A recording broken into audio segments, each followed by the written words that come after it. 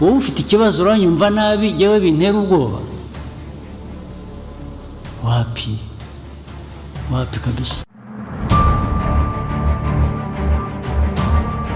Perezida Paul Kagame azwiho ko mu mateka nta hantu na hamwe yari yatsindwa urugamba, kuko ni umugabo uzi kuvuga ijambo rye ndetse akanaririnda uko byagenda kose. Akunda kandi kubwira abantu ko badatinya gupfa igihe barwanira ibyabo, ati napfa ndwana nawe. Wenda abandi hari abadashoboye kurwanira ibyabo batinya no gupfa, ariko twebwe tudatinya gupfa uzatwizanaho uzatugwaho rwose. Ko ari ugupfa se nanone napfa ndwana nawe. Kandi n'umugabo wagaragaje ubuhanga budasanzwe mu miyoborere no gushyira hamwe abaturage mu nzira zose zishoboka, kandi yashyize hamwe yunga abaturage birashoboka. Pfukamishije amavi y'umutima wanjye nsaba imbabazi mbivanye ku mutima, narahemutse bavandimwe b'u Rwanda. Mu gihe mu mboni za benshi babibonaga nk'ibintu bidashoboka kubera ibihe bikomeye bya jenoside igihugu cyari kivuyemo, uyu ntiyubaka igihugu gusa ahubwo akibora mu kubaka ubumwe bw'abanyarwanda. Kandi hano mu nyemerere tugaruka ku zindi mpamvu 𝐂8 zikomeye ku gice cya kabiri zigaragaza Perezida Paul Kagame udatsindwa ku rugamba namba uko byagenda kose. Naho ngiye nk'ibisanzwe mbahaye ikaze, nitwa Imfura Chris. Stay tuned.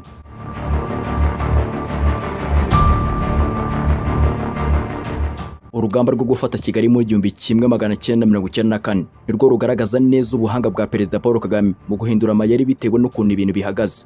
Perezida Kagame kandi yerekanye ubushobozi bwo guhuza ibikorwa bya gisirikare no kurokora abaturage. Mu gihe imirwano yabaga ikomeye, muri icyo gihe yahaga ingabo inshingano zihariye zo kurenga imirongo y'imbere y'urugamba bakajya kurokora abatutsi bicwaga muri jenoside. Ibi byasabaga imitegurire ihambaye, logistics and coordination, kuko byasabaga kurwana no kurokora icyarimwe. Ibi ni ibintu bidasanzwe byabaye mu mateka y'u Rwanda, kuko abantu benshi bo mu Rwanda no mu mahanga bemeza ko Perezida Paul Kagame ari umuhanga mu bya gisirikare.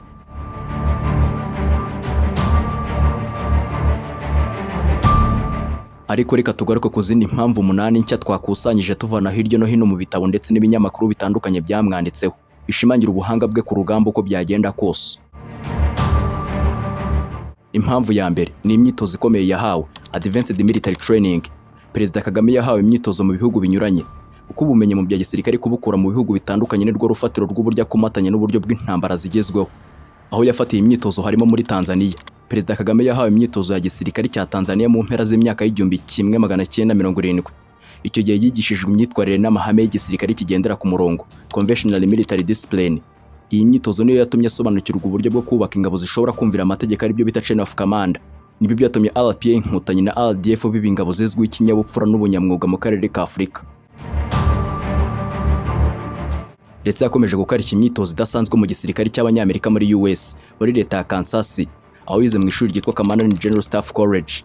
Yibanze cyane ku miyoborere y'ingabo ku rwego rwo hejuru, strategic command, n'uburyo bwo gupanga ibitero binini, operations planning, imiterere y'intambara z'inyeshyamba, n'uburyo bwo kurwanira mu bice bigoye nk'amashyamba n'imisozi. Muri leta zunze ubumwe za Amerika yigishijwe uburyo buhambaye bw'amayeri bwo guhitamo aharwanira, choosing the battlefield.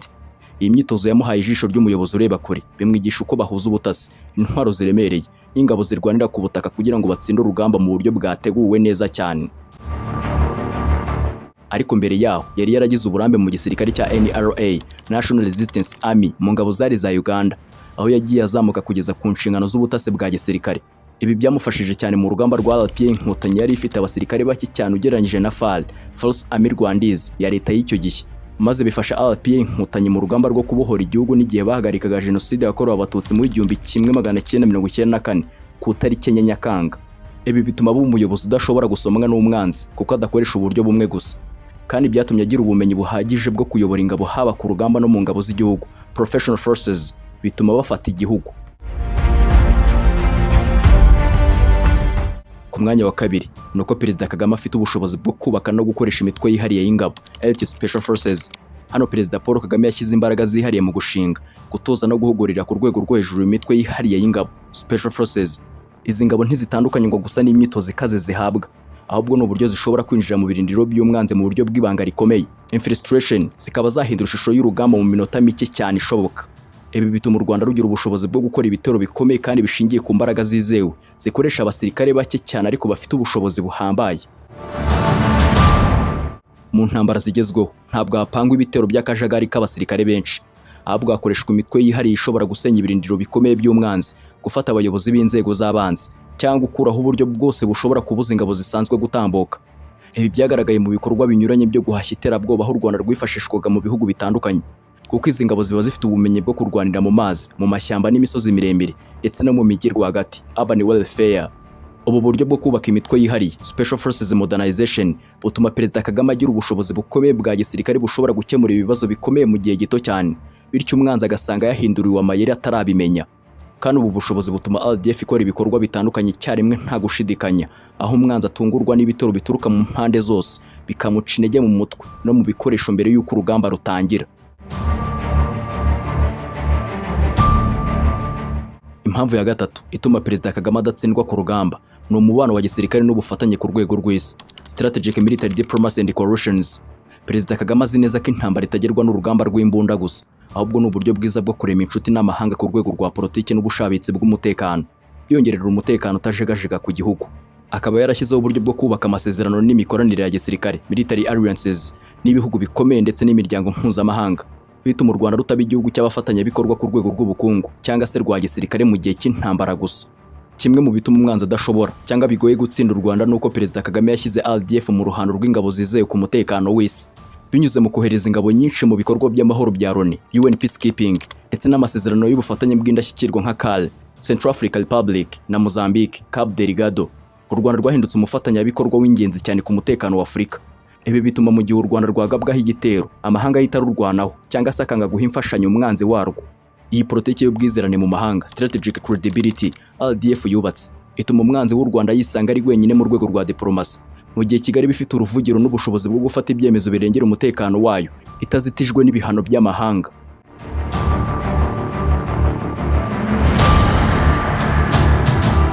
Ubundi buryo bwa kane butuma Perezida Kagame adatsindwa ku rugamba n'ubushobozi bwo gusesengura no gutsinda intambara zikomeye n'ikinyoma, information welfare and counter propaganda.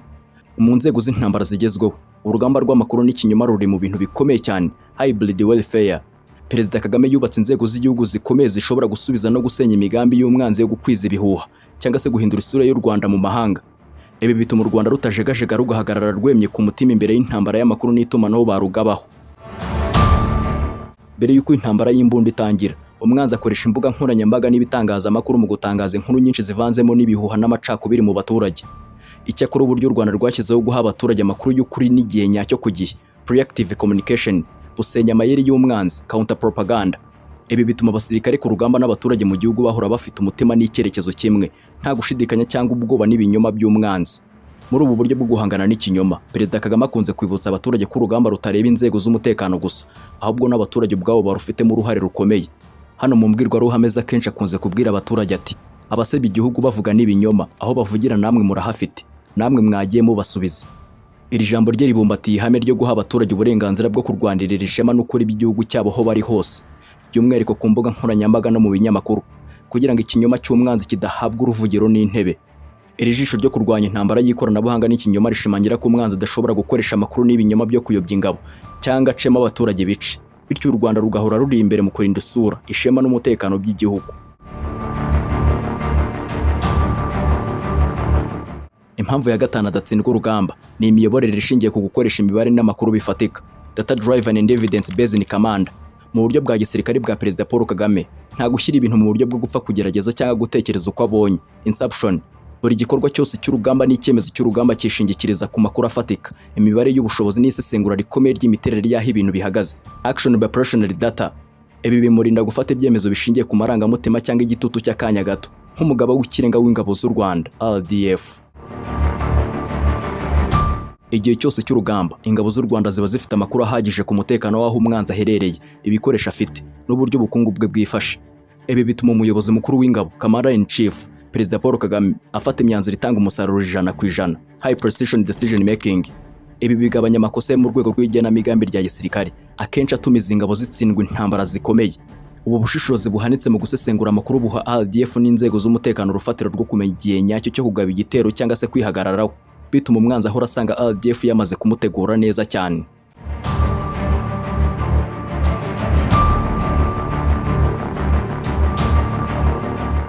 Uburyo bwa gatandatu bukomeye ni ubwiyunge n'ubumwe bw'abaturage nk'ishingiro ry'umutekano, national cohesion and civic defense.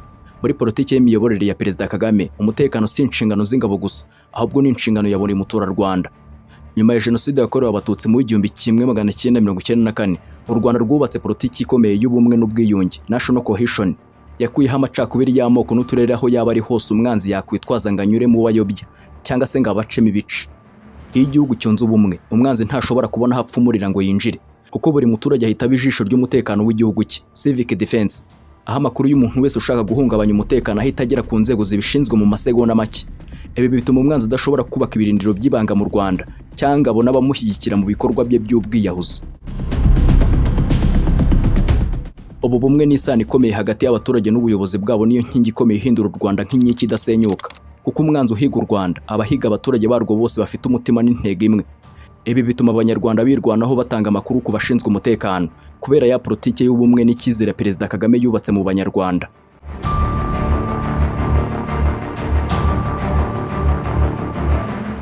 Impamvu ya ndwi cyangwa ya karindwi ni ukwihaza mu gukora no gucunga amikoro y'urugamba, logistical self-reliance and sustainability. Kimwe mu bituma ingabo zitsindwa intambara no kubura ibikoresho, ibiryo cyangwa imiti mu gihe cy'urugamba, logistical failure. Perezida Kagame yubatse urwego rwa RDF rushobora kwihaza no gucunga amikoro yarwo mu buryo buhanitse kandi bwa gihanga, bituma urugamba rushobora gukomeza igihe kirekire nta nkomyi, nta gutegereza imfashanyo z'amahanga. Dore ko Perezida Kagame akunze kubibatoza buri munsi buri gihe, ati sasu ujye umenya ko rirasha umwanzi nta guhusha, kandi impamba ntukayirya utaragera iyo ujya. Ni ukuvuga ngo isasu rigiye gusohoka riragusha, ntabwo rinyura iruhande. Bivuze ikintu impamba, murayizi? Impamba ntabwo yirya ugitangira urugendo, sibyo? Ahubwo urabanza ukagenda. RDF ifite inzego z'ibikoresho, logistics corps, zizwiho gukoresha uburyo bunoze kandi butarangwamo ruswa cyangwa gusesagura. Hariho n'uburyo bwo kwifashisha umutungo w'imbere mu gihugu no kubaka inganda z'inzego z'ubuzima zunganira igisirikare. Ibi birinda u Rwanda kuba rwakomwa mu nkokora n'uko imipaka yafungwa cyangwa ko ibindi bihugu byahagarika gutanga ibikoresho mu gihe cy'intambara.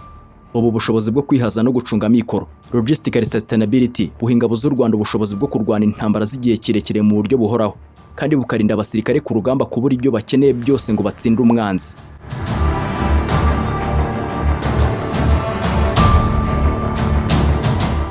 Hano impamvu ya nyuma ya 8 ni imyandikire y'imiyoborere itajegajega no guhora biteguye mu mutwe, psychological resilience and mission oriented command. Muri RDF buri musirikare n'umuyobozi atozwa kuba yiteguye mu mutwe bijyanye n'ibibazo bikomeye bishobora kuvuka, psychological readiness. Perezida Kagame yubatse umuco w'uko mu gihe cy'urugamba intego yo gutsinda itajegajega, kandi ko buri musirikare ku giti cye afite inshingano yo gufata icyemezo cyiza cyo kugera ku ntego y'urugamba, mission oriented tactics, kabone n'ubwo umuyobozi we yaba adahari. Ibi birinda ingabo guhungabana mu mutwe mu gihe cy'amakuba cyangwa se mu gihe umwanzi yaba akoresheje imbaraga z'umurengera, bakamenya uko babyitwaramo nta kintu bangije. RDF izi ko kurinda u Rwanda ari ibintu bifitanye isano n'ubuzima n'ejo hazaza h'igihugu, bityo nta gushidikanya cyangwa se gusubira inyuma bishoboka. Umwuka n'ubwitange n'urukundo rw'igihugu bituma RDF b'ingabo zitoroshye mu guhangana nazo mu rwego rw'imyitwarire n'intege zo mu mutwe. Ubu buryo bwo guhora biteguye mu mutwe butuma umwanzi asanga guhangana na RDF ari urutare rutanyeganyega, kuko abasirikare b'u Rwanda bazi neza ko gutsinda ariyo nzira yonyine ihari yo kubaho no kubaho kw'igihugu cyabo. Gusa izi impamvu zose tugarutseyo hejuru zishingiye ku kintu kimwe nyamukuru, kuba byose abikorera abanyarwanda no gukunda igihugu cy'u Rwanda cyamwibarutse.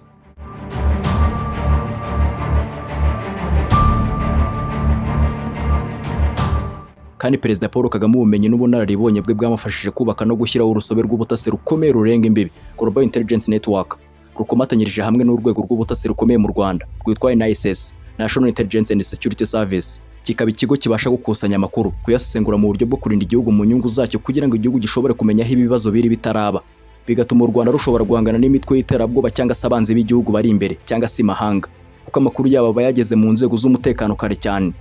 Izi mpamvu zivanze n'ukuntu yabashije gufata igihugu cyari cyarasenyutse akacyubaka, bigatuma benshi bamubona nka perezida utajya utsindwa ku rugamba namba.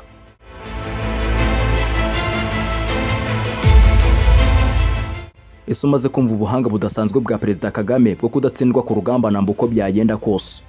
Utanze igitekerezo cye, gishyiraho hasi muri comment. Mwakoze kubana natwe ndetse no kudutega amatwi, kandi niba wakunze ibyo dukora kandi like, kandi ntibagirwe gukora subscribe. Naho ngiye wumvaga nitwa Imfura Chris, murakoze, naho butaha.